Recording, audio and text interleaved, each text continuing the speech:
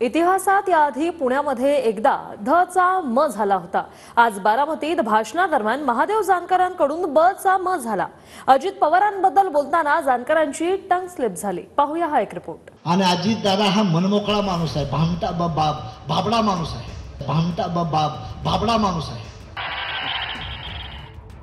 महादेव जानकरांनी अजित पवारांचा उल्लेख चुकून भाबडाऐवजी भामटा असा केल्याचा व्हिडिओ व्हायरल झाला। काही दिवसांपूर्वीच असाच प्रकार आशिष शेलारांबद्दल घडला होता आणि आता महादेव जानकरांचं स्लिप ऑफ टंग चर्चेत आहे। देवेंद्र फडणवीसने प्रेम केलं, एकनाथ शिंदेने माझ्यावर प्रेम केलं, मोदी साहेब तर 15 दिवसात माझ्या प्रचाराला। बांधवांनो, ही सीट लागली पाहिजे। आणि अजित दादा हा मनमोकळा माणूस आहे, भामटा बाबडा माणूस आहे। आणि अजित दादा हा मनमोकळा माणूस आहे, भामटा बाबडा माणूस आहे। बारामतीत सुनेत्राताईंचा पराभव निश्चित आहे, सुनेत्राताईंचा विजय निश्चित आहे। आणि आपल्या माफ करा, सुनेत्राताईंचा विजय निश्चित आहे, सुप्रियाताईंचा पराभव निश्चित आहे। जानकरांच्या तोंडून अनावधानानं तो शब्द आला असला तरी काही वर्षांपूर्वी या शब्दावरूनच जानकर अजित पवार यांच्यामध्ये वाद रंगला होता। त्यावेळी अजित पवार हे जानकरांचे अव्वल राजकीय शत्रू होते। त्याने आयुष्यभर विरोध केला, तो अजित पवार खास परळीत आला आणि मुंडे साहेबांचं नाव दिलं। आणि मुंडेच्या बरोबर पंकज साहेब, प्रसन्न साहेब, महादेव जानकर होऊ शकतो, हा धान्य होऊ शकत नाही। ज्या चेला चपात्याला पंकजा ताईच्या उदार षडयंत्र केला, त्याचं नाव बारामती आहे, बारामती।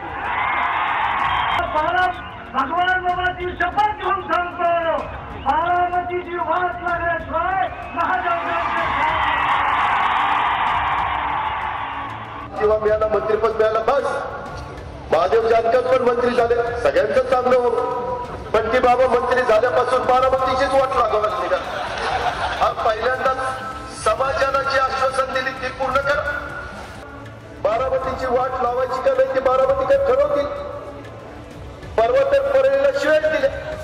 अरे फार महत्वाच्या पदावर बसल्यावर फार डोकं शांत ठेवून बोलावं लागते बाबा, मी अनुभव घेतलाय बाबा। गेल्या काही काळामध्ये महादेव जानकरांच्या बदललेल्या भूमिका सुद्धा सर्वाधिक चर्चेत आहे।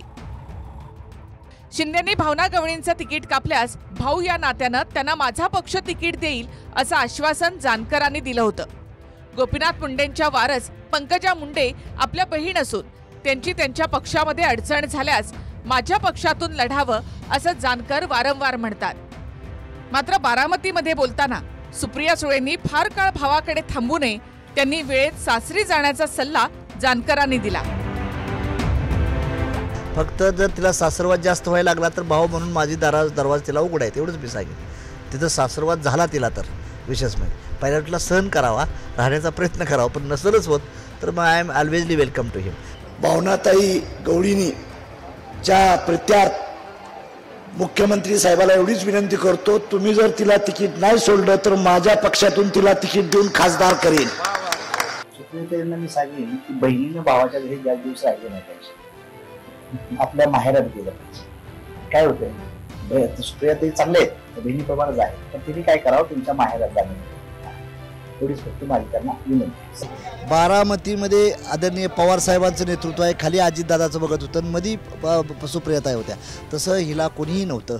पंकजाताईची आणि सुप्रियाताईची होऊ शकत नाही का, तर मुंडे साहेब या जगात नसल्यामुळं पंकजाताई जिल्ह्याचं नेतृत्व बी करतात आणि सर्व महाराष्ट्राचं नेतृत्व करतात आणि इव्हन माझ्याही पक्षाचं ते नेतृत्व।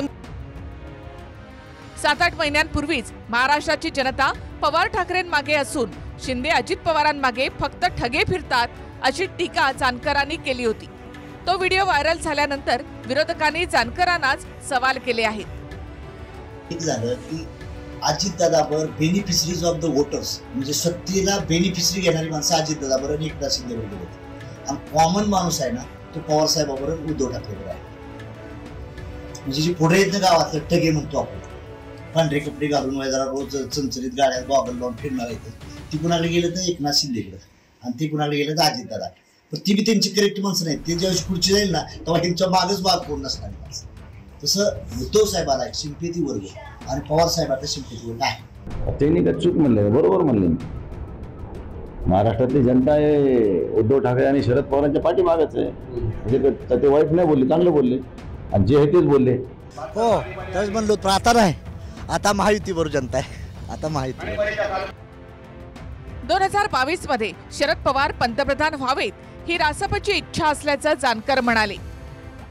पवार साहेब, तुम्ही या देशाचं पंतप्रधान व्हावं ही राष्ट्रीय समाज पक्षाची इच्छा आहे. महाराष्ट्र तर काय काळजीच करू नका, आपण दोघं असल्यावर रान हाणून नेऊ, काळजी सुद्धा करायची काम नाही. 23 नोव्हेंबर 2023 ला जानकरांनी म्हटलं की पंकजा मुंडेंना मी रासपकडून मुख्यमंत्री करणार.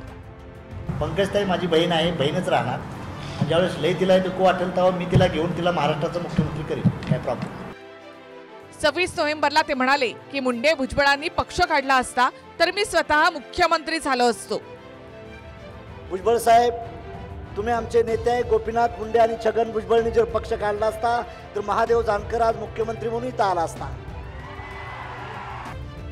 13 जानेवारी 2024 ला असं म्हणाले की भुजबळांनीच राज्याचं मुख्यमंत्री झालं पाहिजे. No BJP, no Congress. Chhagan Bhujbal, तुम्हाला मुख्यमंत्री होणे शब्द पूर्ण करायचा आहे. छगन भुजबळ, मुंडे साहेब नाहीत, मी आज तुमचं पाय धरणार आहे. राज्याचा मुख्यमंत्री म्हणून तुमचा जन्म व्हावा, आम्ही कड्याचा पाणी करू. नंतर 1 एप्रिलला भाजप महायुतीच्या पाठिंब्यावर आपण खासदार होणार असा विश्वास जानकरांनी वर्तवला. मी बी एका पक्षाचा राष्ट्रीय अध्यक्ष आहे. मोदी साहेब मला ओळखतात.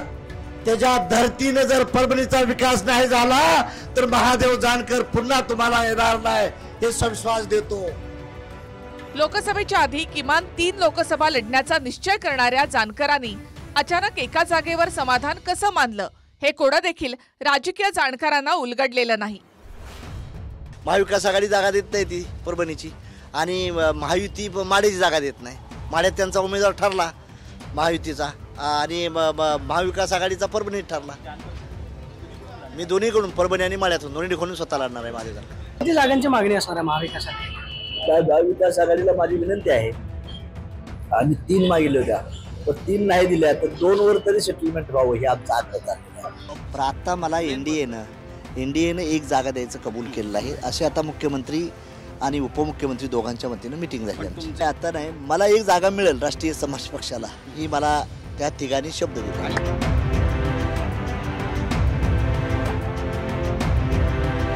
Bureau report, TV9 Marathi.